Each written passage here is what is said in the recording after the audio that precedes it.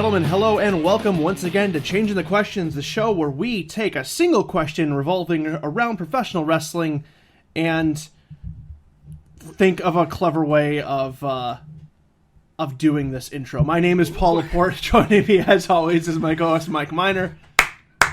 Well played. Thank you. Would you say that we put our game down, flip it, and reverse it? Sure, absolutely. Okay. And the question that we are going to be flipping and reversing today is, should WWE have weight classes? Now, I'm not necessarily just talking about like a cruiserweight division or anything like that. I'm talking about like a full, structured MMA-style weight class system where you're only having wrestlers within each of those weight classes wrestle against each other. Featherweight, welterweight, lightweight. Yeah, exactly. You probably don't need to do as many as, a traditional wrestling commission where there is one every 10 pounds or so. Yeah. But could you do it where you set up like a cruiserweight, a light heavyweight, a heavyweight, and a super heavyweight? Would probably be like the four I would do if I was going to do them. So like the cruiserweights, you obviously have people like Neville and Kalisto and Finn Balor.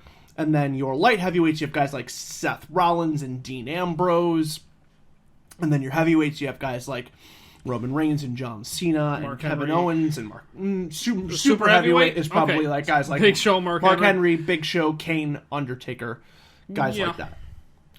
What do you think of that idea? Do you think that would be something that might be able to allow us to showcase people who don't normally get that spotlight, or do you think it would kind of splinter the roster too much? Would it stifle things a little bit? Potentially. I think in a strange way it could work. I had somewhere I was going with this. I just had a thought in my brain that kind of fled, which seems to be the theme of the day. But I'd say, if anything, it would showcase more talent a little bit differently. Oh, this is where I was going with it. It would actually help possibly reduce the number of injuries. Could be. I think one of the biggest benefits for this would be making multiple people, giving multiple people prestige. Because look at right now. So you have the structure of the World Heavyweight title, and then you have the Intercontinental title and the U.S. title, and then your tag team titles. Now, the tag team division would stay the same. It would be an open division. And you could even have like an open weight title if you wanted to on top of that.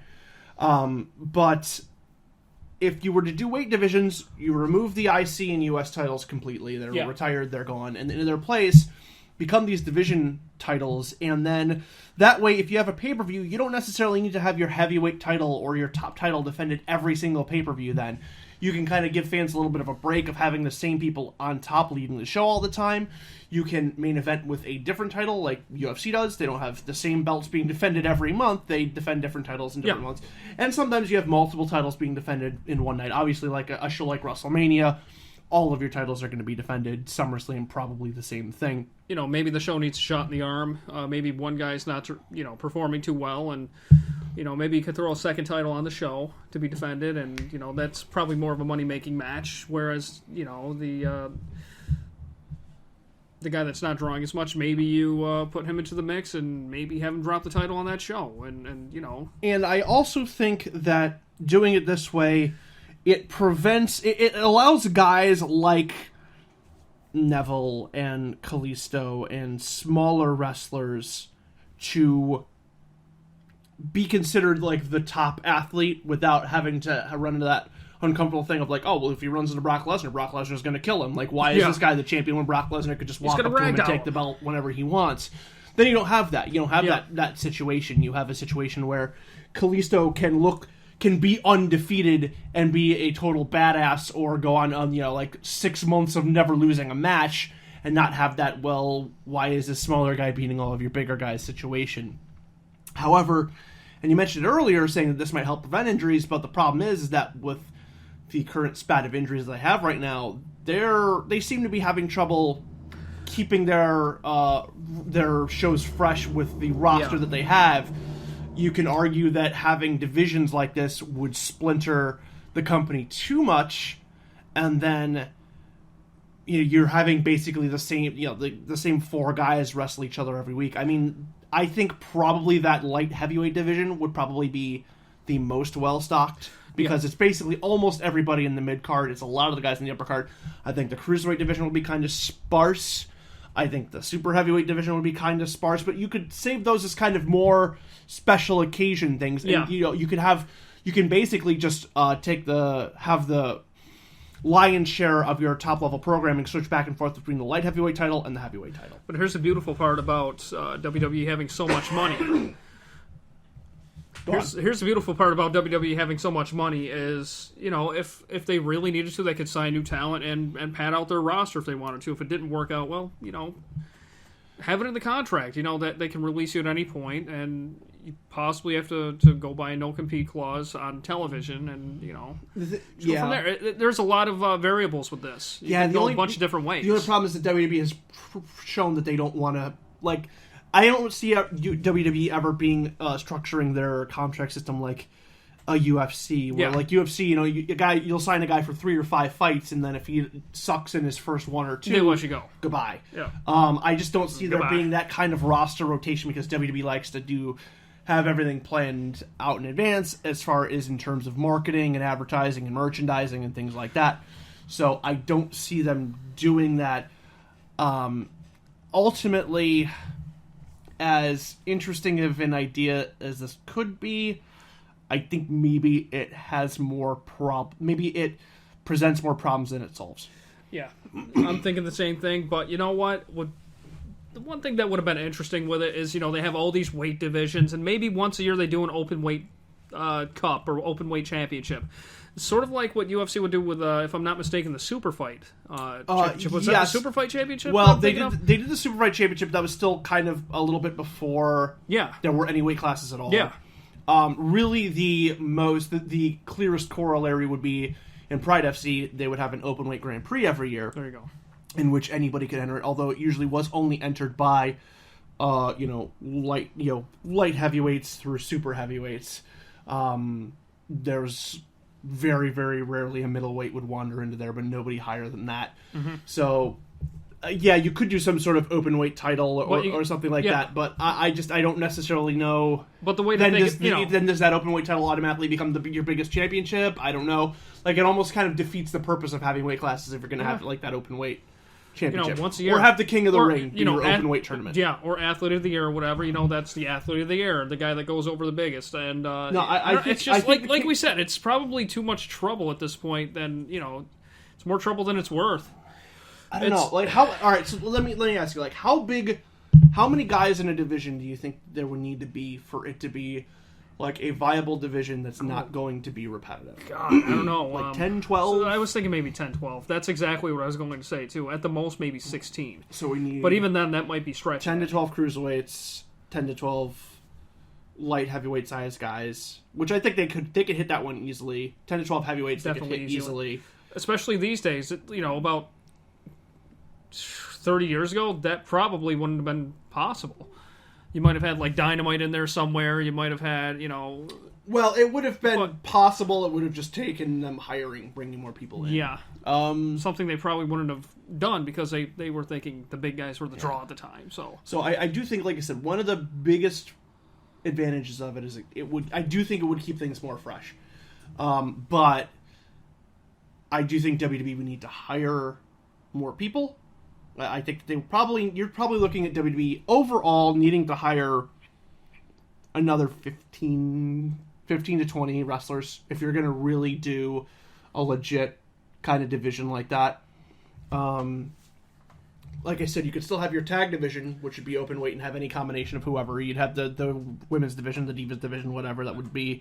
And we've also got to think this is a company that can splinter off a fracture to any kind of venture they want to do. We were talking not too long ago about the cruiserweight tournament. Yeah, I think that's GCS, coming up. They're doing series. Yeah, they're doing that, and then they've got NXT going. This is a company that can do any format that they like to do. Yeah, and that is true. They have their own network. They can basically put whatever programming they want on there. They have Full Sail that they basically can use as a TV studio, presumably whenever they want, for the most part.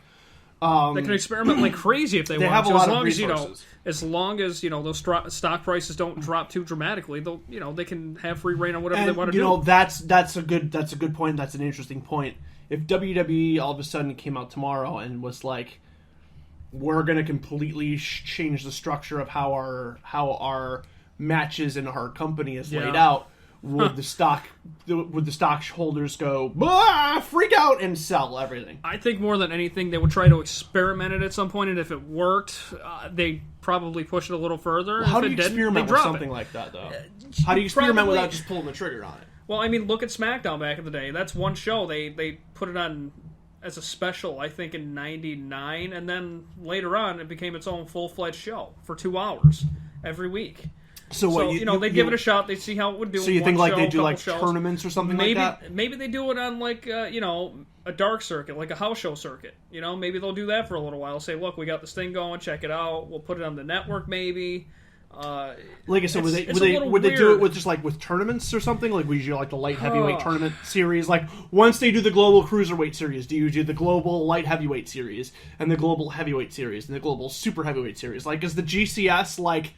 Is it that experimental thing? And then on top of that, then if you did it that way, then you wouldn't necessarily need to hire these people to definitive contracts. You could bring in, for the heavyweight series, you could just bring in Willie Mack for a one shot.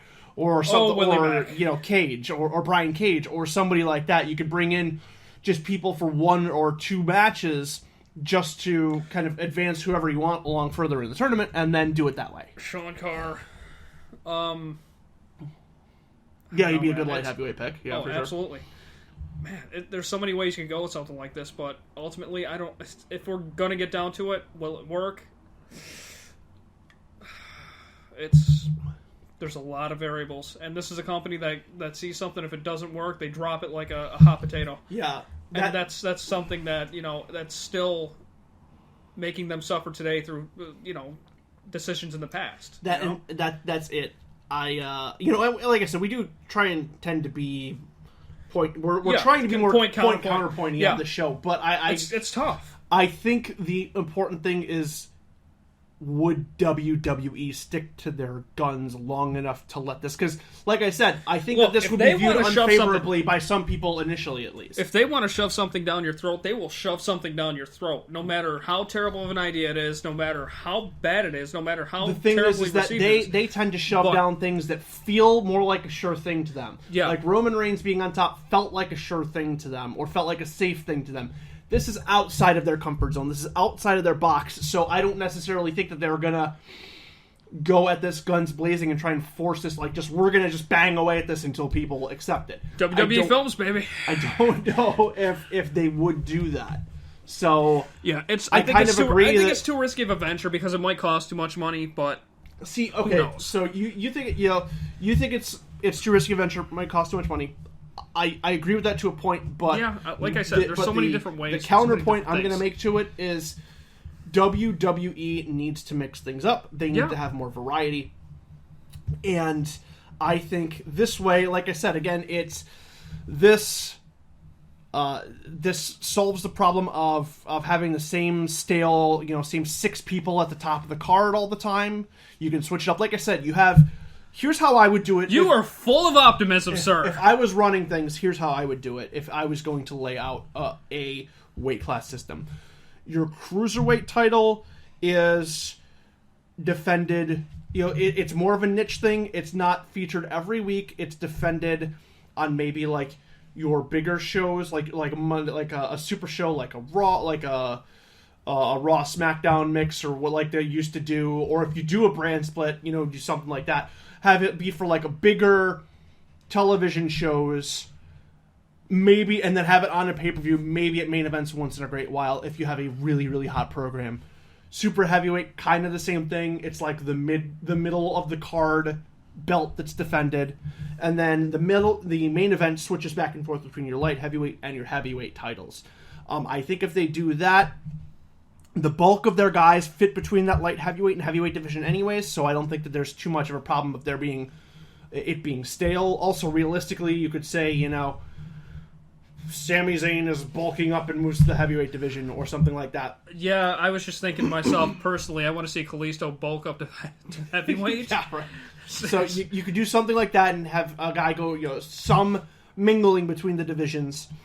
And then I think if they did that, I don't think too many people have a problem with it, and I think it works. I think that would be a good idea for them to do. I think maybe, yeah, you have to spend a little bit of money, but I think that the returns are going to be worth it in terms of the creative and the artistic product improving as a result. Now, you know what? Last question from my side. As far as storylines go, what do you think they would do? Do you think they'll still do the same run-of-the-mill, or do you think they'll try to do something more sportsmanlike? I don't know. I mean, personally, WWE is just it's an entertainment-y product. I see just keep it like that. Do you think we don't need to turn this into Ring of Honor or fucking Battle Arts or whatever? Do you think because there's too many not too many divisions, but because there's a bunch of different divisions, they're going to have to come up with, long-winded storylines for each division? Or do you try to make the heavyweight championship? Every storyline you do should have a story that doesn't necessarily need to be long-winded, but it just needs to be captivating and make sense. They should be doing that with their programming now. Exactly, but like I said, they like to do things long-winded. I also think that doing it this way. Do you think they'll?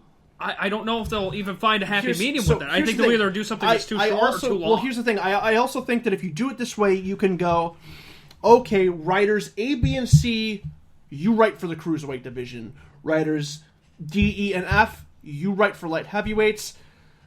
G, H, and I, I'm trying to remember the alphabet, you write for the heavyweights. And then J, K, and L, is that?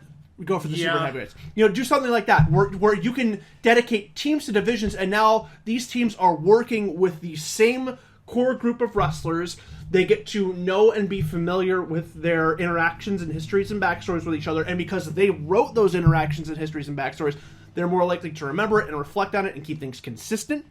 And I think that then they get to communicate with a smaller group of wrestlers as a result of that, and then get more input from the talent that then in turn improves their character and the overall quality of the storytelling. So what you're saying is less is more. Yeah, I think so. I think if you instead of having 15 people who need to book for 100 wrestlers, if now you have 3 people booking for 20 wrestlers consistently for months and then potentially years on end, I think that is much, much more easier to do and much easier to handle. I get that, because modern day anyway, with the way things are now, is, here's these 3-4 guys right here that we want to push to the moon, and everybody else is just kind of an afterthought, so...